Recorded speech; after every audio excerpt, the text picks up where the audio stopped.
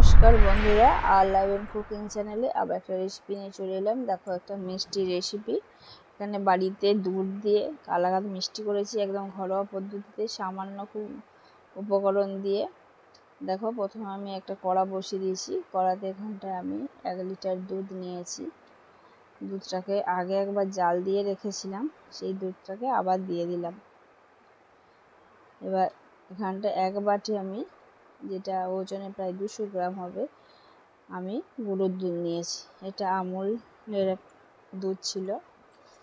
দিয়ে তখন আমি গ্যাসটাকে কিন্তু জ্বালিনি, অন করিনি, অফ করাই ছিল। তাতে দুধের সঙ্গে দুধটাকে সামান্য গরম ছিল, উষ্ণ গরম, তাতে আমি এই গুঁড়ো দুধটা মিশিয়ে ভালো করে দেখো নেড়ে নিলাম, যাতে দুধটা খুব ভালো করে মিশে যায়।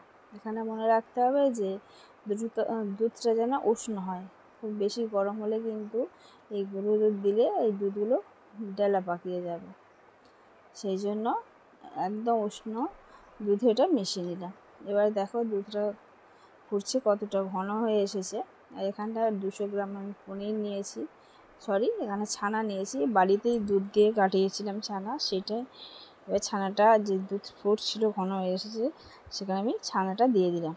এবার ছানাটার সঙ্গে আগে আমি কিছুটা চিনি মিশিয়ে রেখেছিলাম, প্রায় 100 গ্রাম চিনি। চিনিটা হচ্ছে যে যার মিষ্টি যতটা পরিমাণ মানে খেতে পছন্দ করে সেরকম দেবে। চিনিটা মাখিয়ে আমি ছানার সঙ্গে আমি চিনিটা মাখিয়ে রেখেছিলাম, যাতে চিনিটা সহজেই মিশে যায়।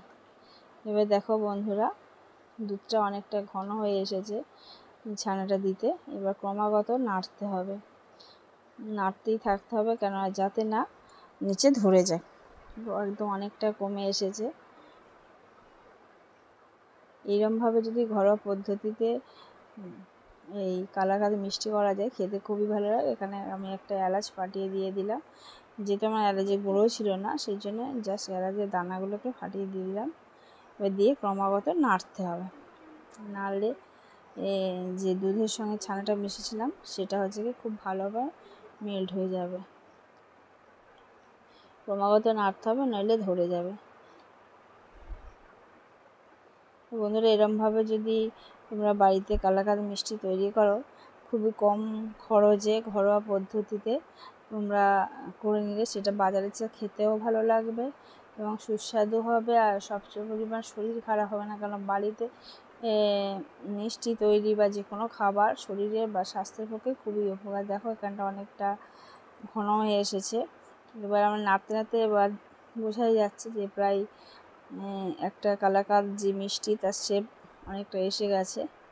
আর ওইদিকে আমি একটা থালা নিয়েছি, তাতে সামান্য ঘি ব্রাশ করে দিয়েছি।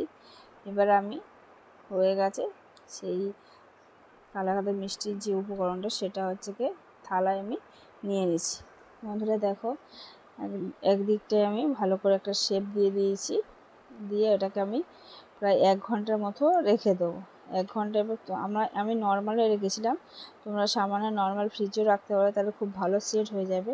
এটা তোমাদেরকে কেটে দেখাচ্ছি, দেখানোর জন্য তাড়াতাড়ি আমি করেছি, নইলে একটু যত বেশি ঠান্ডা হয়ে যাবে এটা কাটতে সুবিধা হবে, ভেঙেও যাবে না, খেতে খুব ভালো লাগে।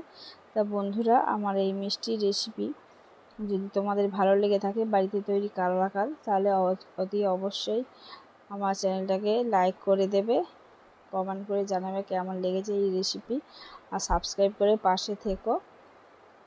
আর যদি ভালো লেগে থাকে তাহলে অবশ্যই শেয়ার করো।